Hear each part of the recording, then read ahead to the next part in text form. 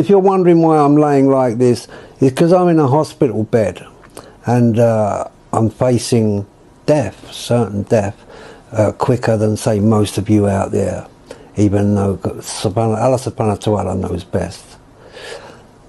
I'd like to speak to people in general about Islam and what it is and what it is not. Because I know that today we are looked at like we are some kind of poison.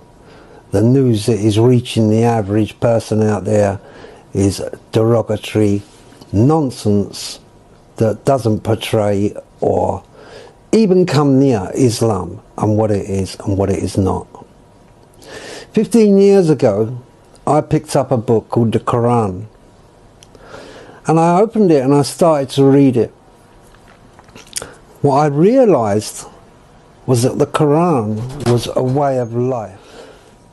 And I opened this book, the Quran, and what I noticed that was different about the Quran is that it was a system for life. It actually works. As I read through, and I read the surahs, the meanings, and I got my head out of the red top syndrome, you know, the papers that you buy in this country. What I realised was Islam was a very beautiful religion, or system for life. And I prefer to call it a system for life. When we get to religion, we all know that religion has, as far back as we can remember, has always been a point for man to start to war. And that war always just leads to more people being killed. And we've got to the place now where the world is such a dangerous place that if it doesn't have a healer pretty quick, then I don't see a very good future ahead of us. When I picked up the Quran, I noticed in there that it was very straightforward reading. It was very light on the head, and as I adjusted to it, yes, I became Muslim. So I make no mistake about that. I see it talking to you tonight as a Muslim, and 15 years ago that gift was given to me. I would like to dispel some of the ideas that have been sold to you, and they have been sold to you. And I also know that people out there may be powerless, maybe these governments that are running us are bigger than us, but you're not powerless. But I also realise a lot of people out there are waking up, and they're realising that Islam, coming through the right mouths, through the good people, is a wonderful religion. Full of honour, dignity. One thing that I got from when I became Muslim was my honour, my dignity, my way of life changed. I started to look after myself. Very practical things. And that is how it reads, the Quran, a very practical book. There's no mystery about it. There's no burning bushes, there's nothing like that. We also believe in Jesus. A lot of you people out there don't know that we believe in Jesus as well. We have no argument with other religions. These are religions and arguments are made up by men who should know better. But it's the only way they know how to deal with it.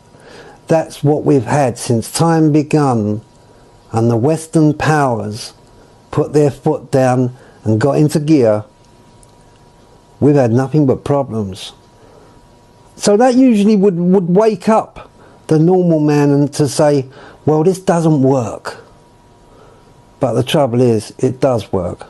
Through the sale of arms, through the ownership of one another, through the ownership of cars, through the ownership of other countries.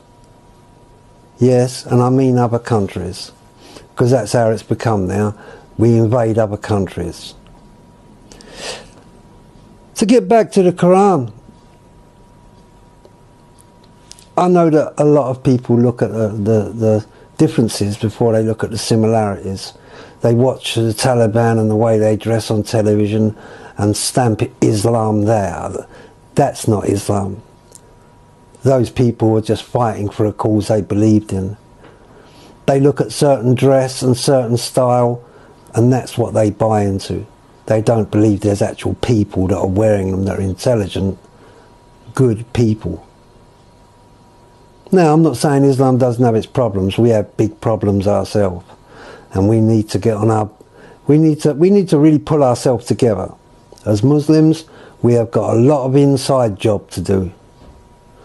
But that doesn't mean that while we're doing that, that countries, America especially, is in the business of trying to dominate other countries. You know, yes, Islam has to have a good look at itself. I couldn't say anything else for that to be the truth. But that doesn't mean that we must be subordinate to the United Kingdom and America. Those countries shouldn't be subordinate to them, because it seems that as long as they're making all the laws, then it's okay for them to do as they like. No doubt some of you have seen recently the pictures from the Gaza Strip. Well, I'm sure every housewife out there would look at their heart and say, this is wrong. But again, powerless to do anything about it. But we're going to do something about it, because Muslims and people alike, you see, we have so many people every year coming to Islam because they feel safe within the boundaries of the Quran. It gives people a feeling of safety. Islam offers another way.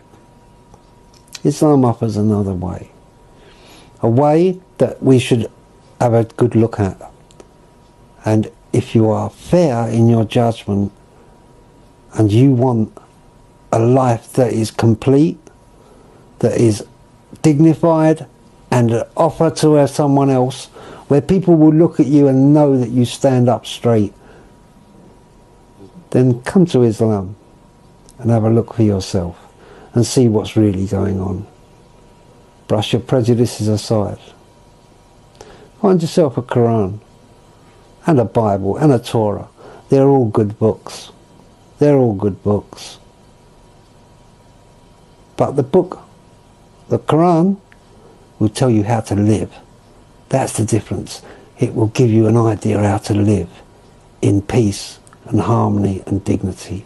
It does actually give a recipe for that in the Quran. The other books don't do that in such a formal way as the Quran. But, as I say, I'm not here to argue which book's right. I don't mind. I don't mind. I'm soon to leave this earth, and I would like to leave behind something better. I hope you've enjoyed what I've said. I hope I've not offended anyone. I hope I'm not... I don't want to cause no confusion. There's enough confusion out there already. شكرا يا ربي شكرا هديت قلبي شكرا نورت دربي شكرا شكرا يا رب